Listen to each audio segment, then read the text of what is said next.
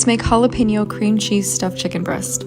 Start by slicing a pocket into your chicken breast. Make sure the bottom half is thick enough to hold onto the cream cheese. Season with garlic powder, paprika, cayenne, black pepper, salt, and a little bit of oil. Massage that in, and then for the filling, combine cream cheese, jalapeno, dill, and lime juice. Mix it all together, and a little hack, put it in a Ziploc bag, and then you have this piping bag situation. Pump it into your chicken breast pocket, close it shut, and then sear it in a high heat pan on each side for 2 to 3 minutes. Add some lime juice, cover and cook on low for 8 to 10 minutes. Transfer to a cutting board, and then cut into pieces. Add some of the oozing cream cheese on top, and enjoy.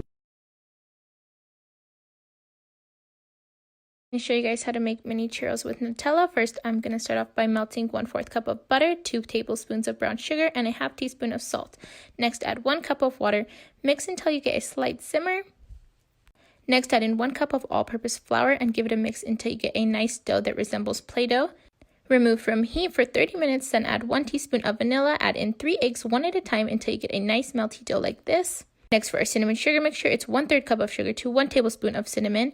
Next, cut mini churros just to your liking of size and cook those until a nice golden brown. Now that I have a nice golden brown color, I'm taking them out and I'm putting them onto a paper towel and blotting the excess oil.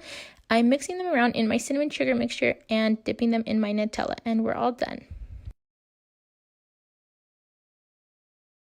I've been seeing videos for cinnamon pull-apart bread, and my family calls it monkey bread, so let's make some monkey bread today. You need to butter a bundt pan, put 1 cup of sugar and then 2 teaspoons of cinnamon in a bag.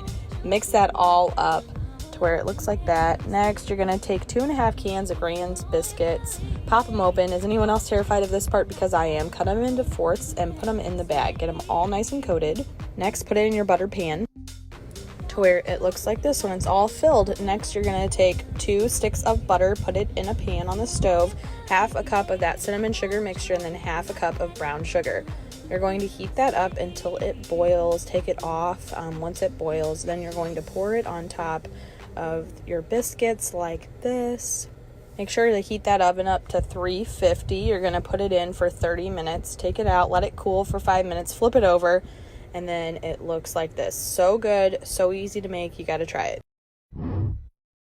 Today I'm going to show you how to make some top tier spare ribs. First, make sure you clean your meat with some vinegar, water, and lime juice. The gunk on it from packaging is super gross, so go clean your meat. After that, you're going to want some minced garlic, green onions, black pepper, garlic powder, onion powder, slap your mama seasoning, cayenne pepper, paprika, seasoned salt, and go check out some of that rub seasoning on Instagram and TikTok. They're a black-owned company, so go support them. Even though you should be supporting black businesses all year long, it is Black History Month, so keep that in mind. I baked my ribs for at least an hour on 400 degrees covered. While those were cooking, I mixed a few ingredients to my store-bought barbecue sauce just to turn up the flavor a little bit. After my ribs were done, I added the barbecue sauce back to them, covered them again, and baked for an additional 20 to 30 minutes on 400. Make sure you sprinkle a little brown sugar on them. I can't even begin to explain how good these ribs were. My entire family gave me a 10 out of 10, so that's how I know it was good. These were so juicy and tender, they were literally falling off the bone. Let me know what you guys think about this recipe in the comments, and hit the link in my bio. Today we're making pretzel bites as well as homemade cheese sauce. The dough is only 4 ingredients, so they're super easy to make and extremely delicious. You want to start by adding 1 1/4 cups of warm water, 1 tablespoon yeast, 1/4 cup of brown sugar, mix and set aside. Here I'm adding 3.5 cups of flour. After letting your yeast mixture sit for 10 minutes, add it in. Knead your dough for 10 minutes. Add your dough to an oiled bowl, cover and let it rest for 20 minutes. For your cheese sauce, you're going to start with 6 tablespoons of flour and butter. Cook on medium heat until it cooks into a nice golden color. Now you want to add in everything that I'm displaying on the screen for you guys. Mix, and this is how it should look. After 20 minutes, uncover your dough. Add to a floured surface and pat down gently. We're going to cut it into strips and then into bite-sized pieces. Let them rest for another 5 minutes, and then we're going to boil in a pot of water and 1/4 cup of baking soda.